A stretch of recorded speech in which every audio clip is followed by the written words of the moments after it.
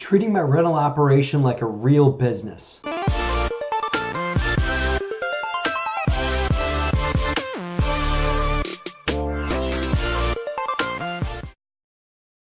What's happening YouTube? It's Matt Fairclough. Thank you for watching Mentorship Monday. As you know, my name is Matt. My company is called the DeRosa Group, and you can check us out more at derosagroup.com.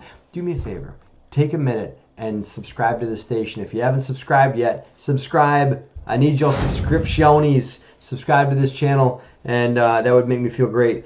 Mentorship Monday is all about you guys emailing in questions to help me at derosagroup.com. That is help me at derosagroup.com, and I'll answer your questions right here on the YouTube channel for you and everybody else to learn from. Today's question comes from Zumara.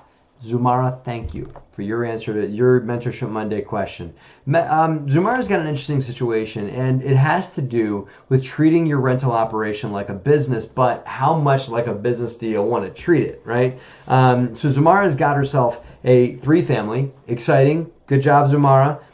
She owns it in her own personal name, and that's okay. Probably did that for financing reasons and stuff like that. She has an LLC, and she's managing the property with the LLC, meaning the leases are in the name of the LLC, and everything like that. It's fine, Zumara. I'm okay with it on that one. And the next time you buy a property, buy it in that LLC, and eventually consider quit claiming deed that property into the LLC, and then refinancing it soon after, okay? But you can hold it in your own name for now. Just have lots of insurance and have your LLC manage the property. That's okay. It's a good way to get started, but don't buy any more than 1 or 2 properties with an LLC.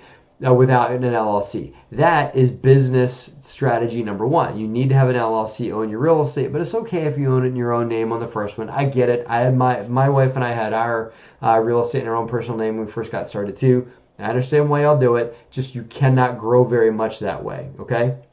So Zumara's question also has to do with, well, she's got a handyman that does the work on the 3-family for her. Good.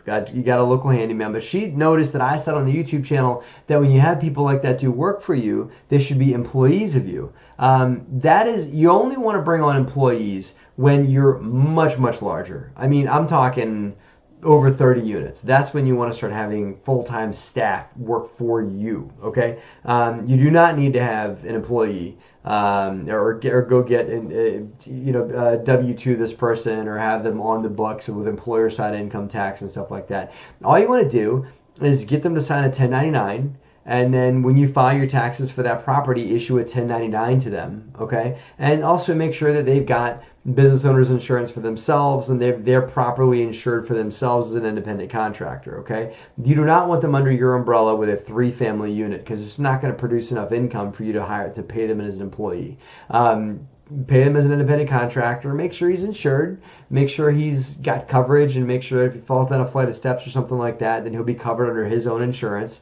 And just set him a 1099 at the end of the year, and you are covered from a tax perspective there, right? And if your state requires licensure for something like that, make sure he's got a home improvement contractor's license, which is they have in certain states in that. So there you go, Zumara. Now, Zumara's next question was, do I need to have a broker's license, okay, to manage this property? No, and here's why. You are the owner. If you are managing property on behalf of other people, okay, and this is true in most states that I've researched, you have to have a broker's license, meaning you have to be a licensed property management company to manage real estate on behalf of someone else.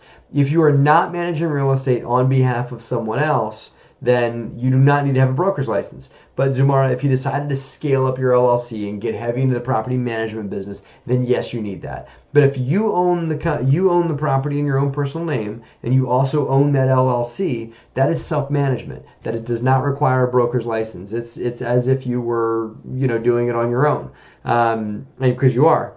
So you don't need a broker's license.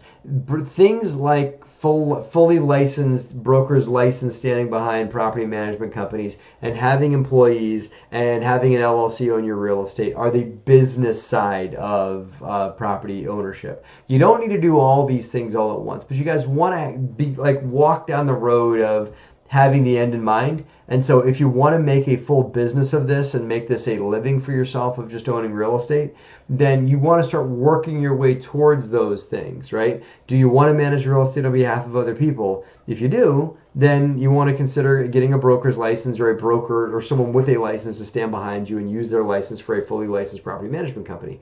If you don't want to go there, you don't need that.